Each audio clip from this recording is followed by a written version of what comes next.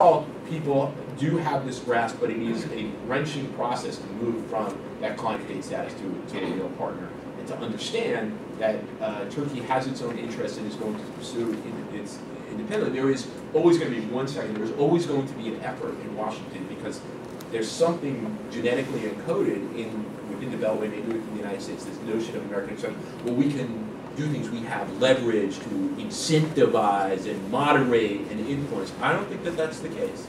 And I think particularly after 2 decades after the end of the Cold War, with a country like Turkey that's coming into its own and can calculate its own interests perfectly well. And I think that, and to the extent that it is related to a opening up of the domestic political situation, we have even less leverage. And we are getting one question from Twitter. Yeah. Okay. It's a rather pessimistic one.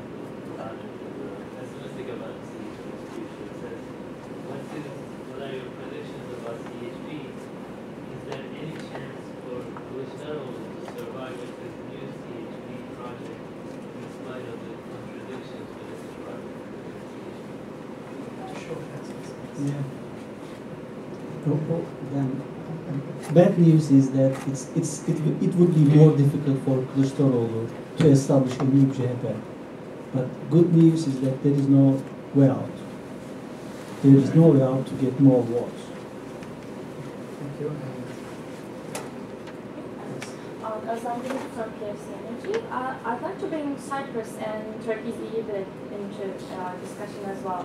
So I was wondering, in light of the recent elections, both in Cyprus and in Turkey, how do you see the future of the deadlock in the island, and also Turkey's progression, or like its accession process? You got me back. You got me back. Those people who know me well will have heard me say this before. I think that you can. Greek lobby is watching us as well. What? Be careful. Who's watching us? Greek lobby is watching us. Be careful.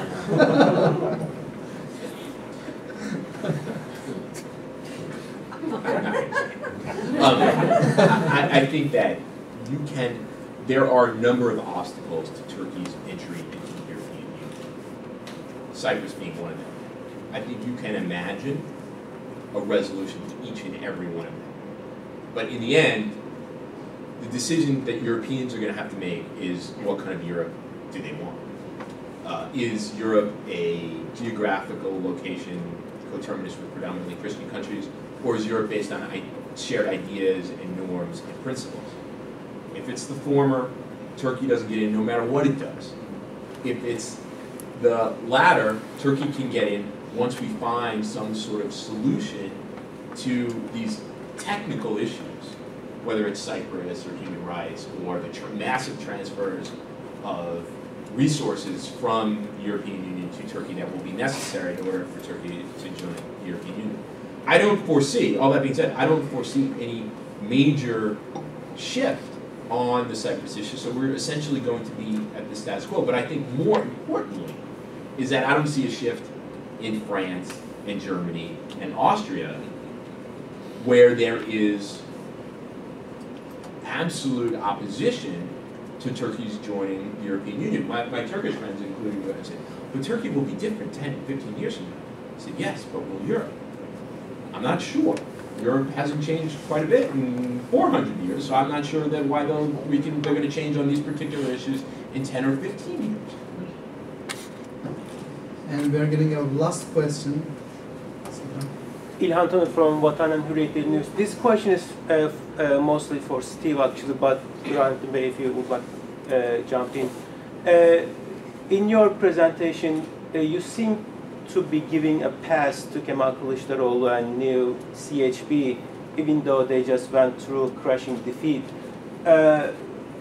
If we were supposed to compare Turkish standards of Turkish democracy with the Western peers, why the Turkish voters should be settled with a party that just went to crushing defeat? Maybe you can elaborate a little bit on that. Yeah, I only give a pass because there's only, from my perspective, there's only up. You can only go up. So he did go up. he went from 20 to 25%. He's only been the leader of the party for a year now, and a party that was largely moribund for some time prior to that. So CHP needs an opportunity to reinvent itself. I pointed out the fact, however, that given how different Turkey is from a time when CHP was preeminent, it is going to be a long and difficult process for CHP to reinvent itself where it can challenge a post-Kemalist party like the Justice and Development Party. I don't know whether that's giving them a pass or not.